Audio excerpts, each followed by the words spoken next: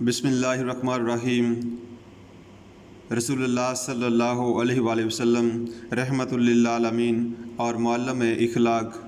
سامعین، رحمت و شفقت اور مکارم اخلاق نبی کریم صلی اللہ علیہ وآلہ وسلم کی یہ وہ خاص صفات ہیں جو قرآن کریم نے بار بار اور مختلف پیرائیوں میں بیان کی ہیں۔ آپ صلی اللہ علیہ وآلہ وسلم میں رحم اور شفقت کا جذبہ اس قدر تھا کہ آپ صلی اللہ علیہ وآلہ وسلم نے زندگی بھر اپنی ذات کے لیے کسی سے انتقام نہیں لیا، بلکہ وہ لوگ جنہوں نے اپنی جان، مال، وقت، قوت و طاقت اور بدنی و ذہنی تمام صلاحیتیں آپ صلی اللہ علیہ وآلہ وسلم کے خلاف محاذ آرائی میں وقف کر دی تھیں، جب نادم ہو کر آپ صلی اللہ علیہ وآلہ وسلم کی خدمت میں حاضر ہوئے تو آپ صلی اللہ علیہ وآلہ وسلم نے انہیں بلا امتیاز معاف کر دیا، اور جو ابھی تک کفر و شرک اور اپنی بدعمالیوں پر قائم تھے ان کی ہدایت کی آپ صلی اللہ علیہ وآلہ وسلم کو اس قدر فکر تھی کہ قرآن حکیم کو بار بار کہنا پڑا کہ آپ صلی اللہ علیہ وآلہ وسلم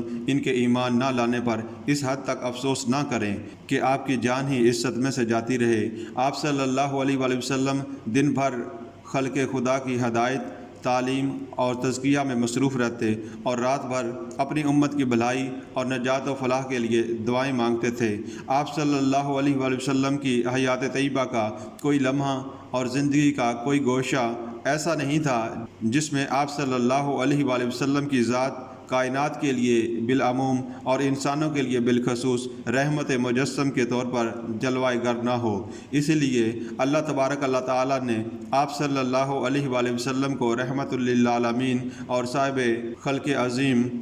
کے لقب سے سرفراز فرمایا۔ آپ صلی اللہ علیہ وآلہ وسلم کی حیات طیبہ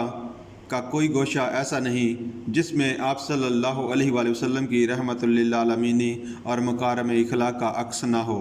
سامعین، آپ کو سیرت کے ایک ایک واقعے اور آنحضرت صلی اللہ علیہ وآلہ وسلم کے ہر ایک ارشاد میں آپ صلی اللہ علیہ وآلہ وسلم کی رحمت و شفقت اور اخلاق کریمانہ کی جھلک نظر آئے گی۔